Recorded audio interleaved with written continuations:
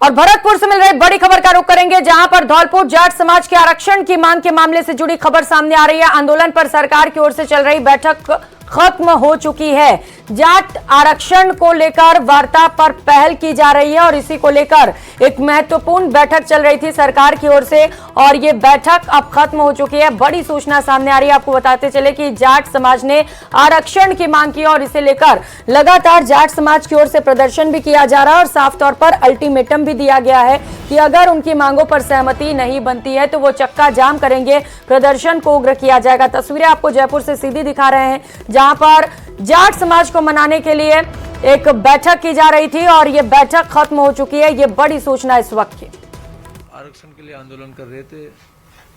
पिछले 22 तारीख को भी संघर्ष समिति के कुछ पदाधिकारी, हमारे नेम जी और इनकी पूरी टीम से हमारी वार्ता हुई थी। उसमें हमारी कुछ बातों पे सहमति नहीं बनी थी। वापस दोबारा आज हमने वापस वार्ता करी। कल शाम को ये सारी समिति के सभी लोग आए थे। हमारे माननीय मुख्यमंत्री के आदेशानुसार हमने जो जो इनके विषय थे इनमें बात करी है। मुख्य विषय ये था कि किस तरह से राज्य सरकार हमारी केंद्र सरकार में जाके हमारी पैरवी करे और जिन मुद्दों के ऊपर हम जो आरक्षण मांग रहे हैं, जो कमेटी ओबीसी कमेटी केंद्र की ने जो रिपोर्ट 2022 में यहाँ से लेके गई है, उसमें कोई संशोधन करना पड़े तो वो करें। उसके लिए हमने 3 दिन का समय इनको दिया है। 3 दिन के अंदर केंद्र सरकार के मंत्री जी से बात करके इनकी जो मांग है उसके लिए हम पैरवी करेंगे और उसको आयोग से रिपोर्ट लेते हुए इनका हक दिलाने का हम पूरा प्रयास करेंगे। तो क्या अब आरक्षण समाप्त होगा तो उसको भी कर रहे हैं? अब तो जिस तरह से इनकी जो मांग थी वो मांग हम पूरी करने जा रहे हैं। केंद्र सरकार के अंदर के जो रिपोर्ट में अगर कोई कमी होगी तो दोबारा वापस आयोग से दोबारा रिपोर्ट मांगेंगे, उनको कहेंगे। किन किन बिंदुओं पर सहमति बनी है? 3 मांग थी।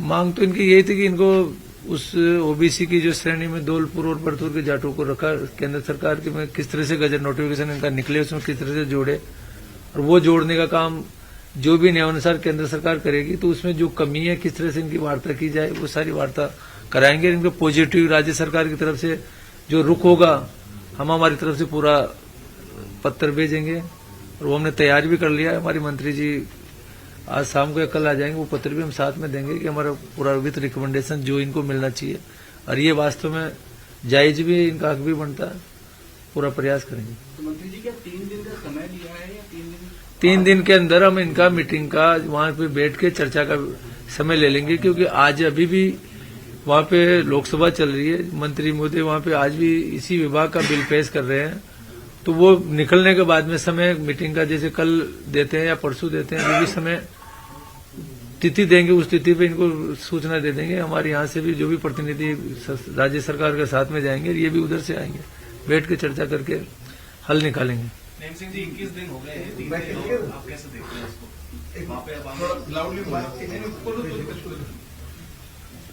आंदोलन को उठाएंगे, वहां से करेंगे। देखिए 7 जनवरी को हमने पंचायत की थी, उसके बाद 17 जनवरी को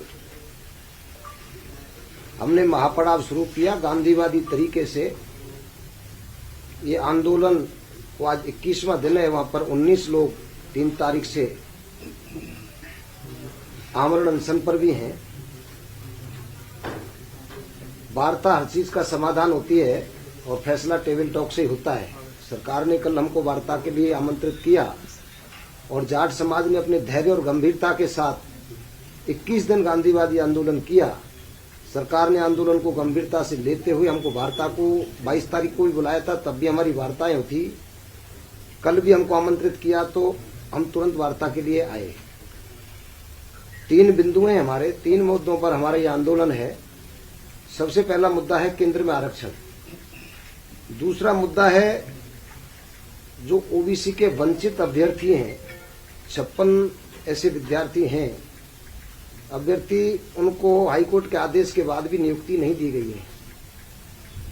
तीसरी मांग है 2017 और 16 में जो आंदोलन आरक्षण को लेकर हुए, उस आंदोलन में जो आंदोलनकारियों पर मुकदमे लगे, वो मुकदमे वापस लिए। हमारी तीनों मुद्दों पर सहमति बनी है। पहले मुद्दे के लिए सरकार की तरफ से हमारे लिए मैक्सिमम 3 दिन का समय दिया है। 3 दिन के भीतर वो कल भी हो सकती है, परसों भी हो सकती है। अभी संसद चल रही है। जैसे ही समय फाइनल होगा, सरकार की तरफ से माननीय कन्हैयालाल जी, अविनाश गहलोत जी, नदबई के विधायक जगत सिंह जी और कुम्हेर के विधायक डॉक्टर शैलेश, 4 आदमी की समिति है। मंत्रालय के अधिकारी भी हमारे साथ वार्ता में जाएंगे। दिल्ली में जो वार्ता होगी, वहां जाके जो भी कोई डॉक्यूमेंट में कमी होगी तो राज्य सरकार उसकी पूर्ति करेगी। राज्य सरकार का रुख जाट समाज के साथ सकारात्मक है। इसके लिए हम सरकार को भी धन्यवाद देते हैं। कल 12 बजे जाट समाज के द्वारा जो 3 तारीख को फैसला लिया गया था, उसमें बम्बई दिल्ली रेलवे मार्ग को बंद करने का अल्टीमेटम था। हजारों लोग वहां पर धरने पर बैठे हैं। हम धरना स्थल पर पहुंच के जो सरकार के साथ हमारी सहमति बनी है, उसके बारे में वार्ता करके लोगों को समझाइश करके, जो यहाँ से हमें लिखित में मिला है 3 दिन का समय, सरकार द्वारा वो जनता के सामने रखेंगे और इस आंदोलन के बारे में आगे की जो रणनीति है उसको सबकी सूझबूझ से तय कर देंगे। कल तय करेंगे, आज ही तय कर देंगे साहब। मतलब एक तरीके से 3 दिन का समय देने तो स्थिति मान लेना 3 दिन, क्योंकि सरकार के पक्ष में आपने बात कही है कि सकारात्मक रुख रहा है। तो देखो, सरकार का रुख सकारात्मक है। कल का अल्टीमेटम जो हमारा 12 बजे रेलवे ट्रैक रोकने का था, एक तो उस पर हम जब सरकारी स्थगिति होगा, वो तो स्थगित है, वो तो स्थगित होगा, क्योंकि जब सरकार का हमारे साथ रुख सकारात्मक और सरकार की पहल हमारे पक्ष में है, सरकार ने गांधीवादी आंदोलन को गंभीरता से लिया है और इसके पीछे हमने 21 दिन जो गांधीवादी से आंदोलन किया, इसका मूल कारण है कि मुखिया जो राजस्थान के मुखिया हैं, मुख्यमंत्री जी, वो हमारे भरतपुर जिले से हैं और भरतपुर की आर्थिक, सामाजिक और शैक्षणिक स्थिति परिस्थिति से चिर परिचित हैं अच्छी तरह से। सरकार नहीं बनी उन पर, ठीक है, 21 दिन में अब हमको समय मिला तो अभी सही। उन्होंने हमारी बात को गंभीरता से लिया है, हम उनको भी धन्यवाद देते हैं। और हर आदमी अपने से ज्यादा उम्मीद रखता है, तो निश्चित तौर पर वो भरतपुर के दौरे पर कल गए थे, तो जाते ही पहले हमको वार्ता के लिए भेजा। हम मुख्यमंत्री जी को भी धन्यवाद देते हैं और ठीक ही जिस तरह से सरकार ने पहल की है, निश्चित तौर पर जाट समाज के साथ जो 25 साल से अन्याय हो रहा था, उसको अब न्याय मिलेगा। बाकी जो 2 शेष मांगे थे उन पर क्या मुकदमे हैं, उन पर सहमति बन गई। मुकदमे वापस लगभग 91 मुकदमे हैं जिनमें एफआईआर लग चुकी है। 25-26 मुकदमे हैं, उनको भी सरकार ने विड्रॉ करने के लिए हमें आश्वस्त किया है। जो हमारे 56 अभ्यर्थी हैं, उनके लिए जो कानूनी पेचीदियां हैं, उनमें जितनों को नियुक्ति दी जा सकती है, उन पर सरकार गंभीरता से चिंतन करके मदद करेगी। Thank you.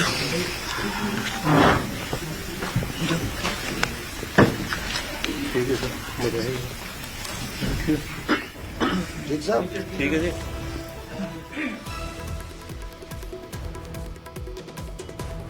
तो जाट आरक्षण से जुड़ी इस वक्त ये बड़ी खबर आपको बता रहे हैं, जहां पर वार्ता की पहल की गई और सरकार की ओर से कहा गया है कि हम सभी मांगों पर विचार कर रहे हैं। 3 दिन के अंदर हम चर्चा कर समय लेंगे। मंत्री की ओर से यह बयान सामने आए। उत्तराखंड विधानसभा में आज मुख्यमंत्री पुष्कर सिंह धामी ने समान नागरिक संहिता कानून यानी कि यूसीसी का ड्राफ्ट पेश किया। यूसीसी पर ड्राफ्ट लाने वाला उत्तराखंड देश का पहला राज्य है। उत्तराखंड में यूसीसी ड्राफ्ट पेश होने के बाद राजस्थान में भी इसे लेकर मांग उठने लगी है। ये खास रिपोर्ट देखिए। माननीय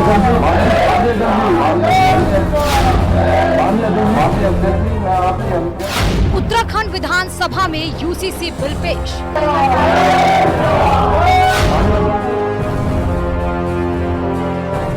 राजस्थान में भी लागू करने की उठी मांग।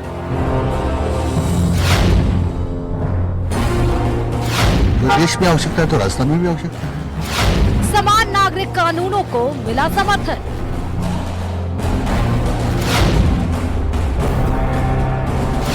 कॉमन सिविल कोड पर वो लाया जा रहा है तो बहुत आवश्यक है। समय के हिसाब से, देश की परिस्थिति के हिसाब से बदलेगा नियम, प्रदेश में भी बनेगा कानून। उत्तराखंड के मुख्यमंत्री पुष्कर सिंह धामी ने जैसे ही विधानसभा में यूसीसी बिल को टेबल पर रखा, बीजेपी के विधायक जय श्री राम के नारे लगाने लगे।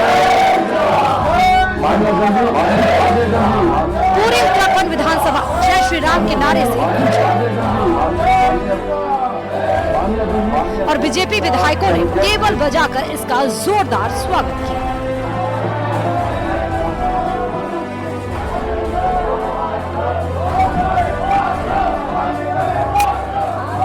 उत्तराखंड में यूसीसी बिल पेश होते ही राजस्थान बीजेपी नेताओं ने इसको लेकर बधाई दी, तो वहीं प्रदेश में भी इसकी मांग होने लगी। राजस्थान बीजेपी नेताओं ने भी इसको जल्द लाने की भी बात कही। उत्तराखंड में जो कॉमन सिविल कोड पर वो लाया जा रहा है तो बहुत आवश्यक है। समय के हिसाब से, देश की परिस्थिति के हिसाब से, क्योंकि कानून सबके लिए बराबर होना चाहिए। एक देश एक कानून। हिजाब पहन के जाए, देश में उनका कानून नहीं करे, उसको संप्रदाय कराने दे, तो उस दृष्टि से यहाँ भी जरूरी है।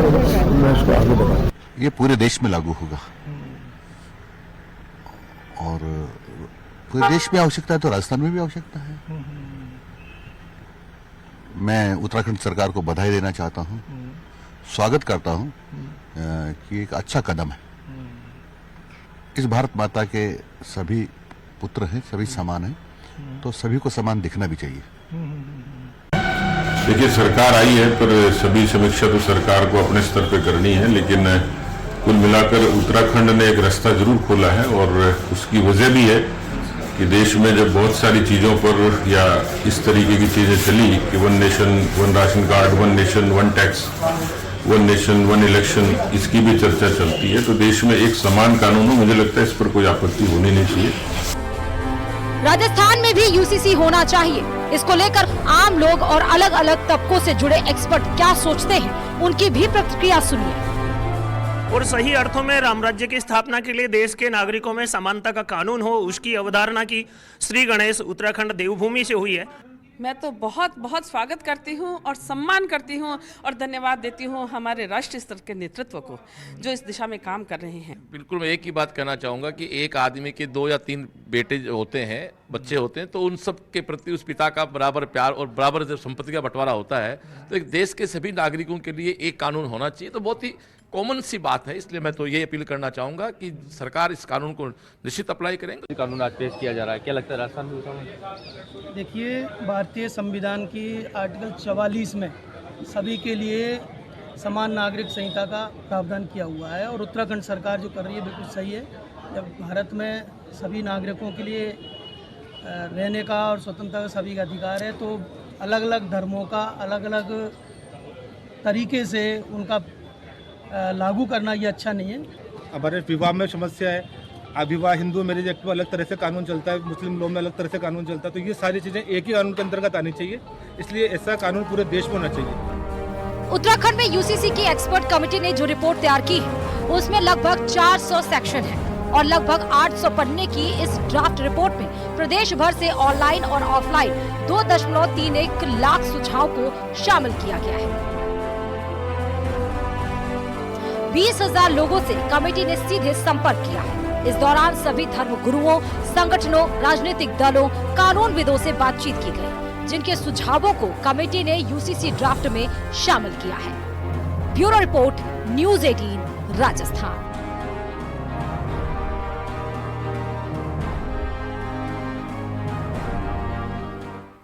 तो वहीं यूसीसी पर कांग्रेस विधायक अमीन कागजी ने कहा कि शरीयत मुसलमानों का संवैधानिक हक है। शरीयत से छेड़खानी न तो अल्पसंख्यक समाज स्वीकार करेगा, न ही ये बदलाव कोर्ट में टिकेगा। वहीं कांग्रेस प्रवक्ता स्वर्णिम चतुर्वेदी ने भी इसका विरोध किया है। सुनाते हैं आपको। हमारी शरीयी कानून है, इसको खासतौर से माइनॉरिटी बर्दाश्त नहीं करेगी। कानून बनना और उसको धरातल पे उसका 100% अमली जामा पहनाना, ये एक नया संकट सरकार के लिए अपने आप पैदा कर रही है। कोई भी इस चीज को मानने को तैयार नहीं है। हमारे को संविधान ने अधिकार दे रखा है। निश्चित रूप से भारतीय जनता पार्टी समय समय पर समाज में विघटन के लिए अनेक तरह के प्रयास करती है और अब यूसीसी, जिसका मसौदे भी अभी किसी को पता नहीं है, ये लेकर के आ रहे हैं और कह रहे हैं कि सब के लिए एक समान कानून होगा, जबकि सनातन धर्म में चाहे दक्षिण भारत हो, उत्तर भारत हो, पश्चिमी भारत हो, सब जगह पे अलग अलग संस्कृतियाँ हैं, विवाह की पद्धतियाँ अलग हैं, लेकिन इन सब में एक रूपता लाने करके आप केवल और केवल हमारी संस्कृति को नष्ट करना चाहते हैं। और लोकसभा चुनाव से पहले जिस समान नागरिक संहिता लागू करने को लेकर बहस छिड़ गई है, आखिर ये बिल है क्या और इसके संवैधानिक पहलू क्या क्या है, इसके बारे में भी आपको कुछ समझाते हैं।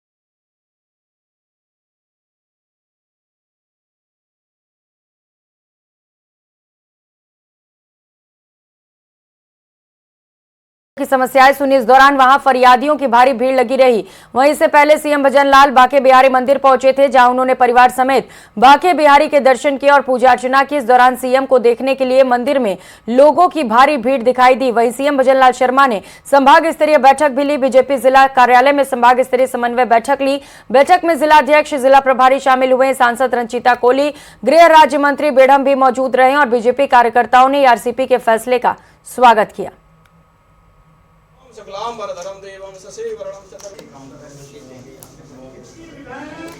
तो तस्वीरें आप देख पा रहे हैं भरतपुर का दौरा, मुख्यमंत्री भजनलाल शर्मा का 2 दिन का ये दौरा, जहां पर कई खास कार्यक्रमों में वो शिरकत कर रहे हैं। मंदिर पहुंचकर पूजा अर्चना भी कर रहे हैं और कैंप कार्यालय में उन्होंने जन सुनवाई भी की, जहां पर बड़ी संख्या में फरियादी अपनी अपनी समस्याएं लेकर मुख्यमंत्री के पास पहुंचे। इसके बाद मुख्यमंत्री ने मौके पर ही निस्तारण के भी निर्देश जारी किए हैं। और दिल्ली पुलिस के नए दिल्ली रेलवे स्टेशन टीम ने लश्कर-ए-तैयबा मॉड्यूल के आतंकी को गिरफ्तार किया है। टीम द्वारा गिरफ्तार किए गए आतंकी की पहचान रियाज अहमद के रूप में हुई है, जो एक सेना का रिटायर्ड अधिकारी है। आतंकी एलओसी के पार से हथियार और गोला बारूद रिसीव करने के मामले में शामिल था। यह हथियार और गोला बारूद पीओके स्थित लश्कर-ए-तैयबा के आतंकवादी मंजूर अहमद शेख उर्फ शकूर और काजी मोहम्मद खुशाल द्वारा भेजे गए थे। दोनों अपनी डील को सीमा पार से ऑपरेट कर रहे थे।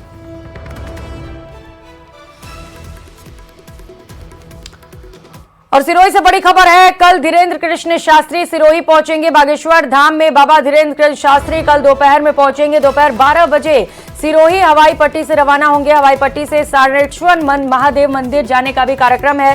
सिरोही से भिनमाल जाएंगे भी धीरेन्द्र कृष्ण शास्त्री। नीलकंठ महादेव मंदिर में आयोजित कार्यक्रम में भी हिस्सा लेंगे। तो धीरेन्द्र कृष्ण शास्त्री सिरोही पहुंचेंगे, ये बड़ी सूचना इस वक्त निकलकर सामने आ रही है। 12 बजे का वक्त जब वो हवाई पट्टी पर पहुंचेंगे और वहां से सारेश्वर महादेव मंदिर जाने का कार्यक्रम तय किया गया है। फिलहाल इतना ही, नमस्कार।